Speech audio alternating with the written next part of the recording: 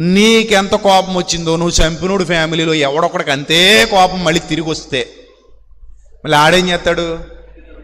నీ కోపం ఆడికి ట్రాన్స్ఫర్ అయింది. ఇప్పుడు ఆ చావు నీ చావుకు వచ్చింది. ఆడిని తరుముతాడు, మళ్ళీ నువ్వు చావాలి.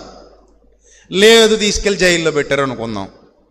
అక్కడ ఒక 7 ఏళ్ళు అనుభవించి వచ్చేదాకా ఈడు మళ్ళీ ముద్రించి ఎప్పుడు వస్తావా నా గేటు దగ్గర అలా కాపలా కాచు కూర్చొని నువ్వు రాగానే వేసాడు అనుకుందాం. ఇక్కడ జైలు శిక్ష భరించాల్సి వచ్చింది.